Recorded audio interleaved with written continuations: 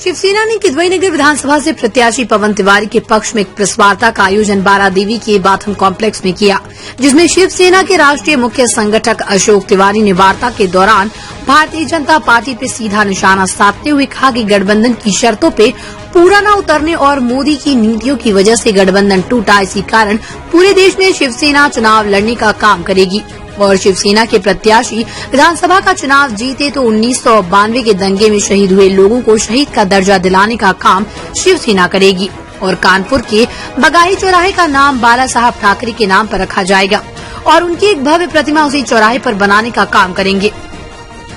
उत्तर प्रदेश की 50 विधानसभाओं में वो अपने प्रत्याशी उतार चुके हैं। कुछ सीटों में भी अभी और प्रत्याशी उतारने की संभावना है। उत्तर प्रदेश के चुनाव में आदित्य ठाकरे, संजय राउत व प्रियंका चतुर्वेदी शिवसेना के प्रत्याशी के पक्ष में रैली व रोड शो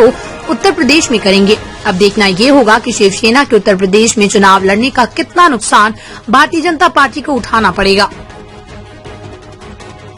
जो आप लोगों ने प्रेस कॉन्फ्रेंस करी है, इसका क्या उद्देश्य है?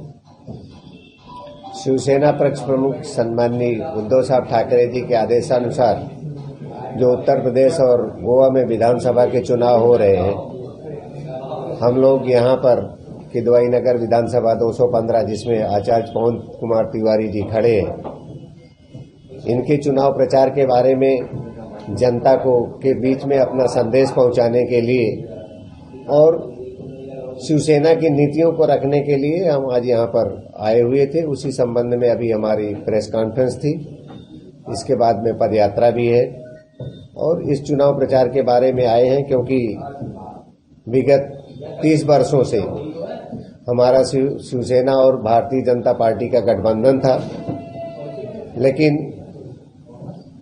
उस गठबंधन की जो शर्तें थी वो हमारे हिंदू हृदय सम्राट स्वर्गीय बाला साहब ठाकरे जी निभाते हुए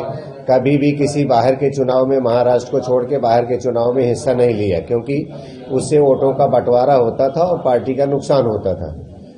लेकिन उनके नहीं रहने पे और मोदी की नीतियों ने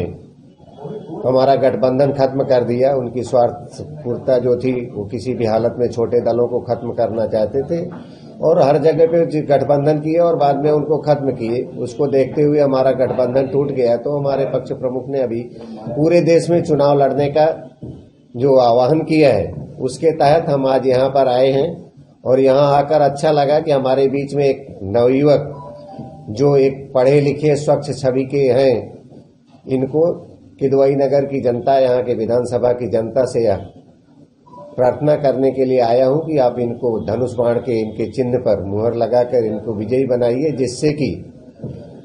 जो 1992 के दंगे में शहीद हुए उनको शहीदों का दर्जा दिला सके और बगाही चौराहे पे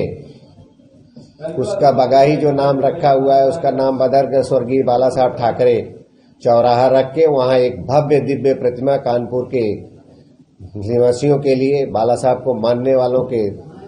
सम्मान में यहाँ पर एक प्रतिमा का अनावरण कर सके। और जैसा कि आज महाराष्ट्र में 2.5 साल से उद्धव साहब ठाकरे सारे लोगों के साथ मिलकर एक अच्छा विकास कर रहे हैं। कोविड जैसी महामारी में, जो कि महाराष्ट्र में सबसे ज्यादा थी, उस समय भी वहां पे उत्तर प्रदेश जैसी गैस की कमी, ऑक्सीजन की कमी, बेड की कमी ये नहीं होने पाई। वहां सबसे ज्यादा मजदूर रहते हैं, लेकिन उनको खाने पीने की समस्या नहीं होने पाई। जो उन्होंने संसाधन दिए हैं और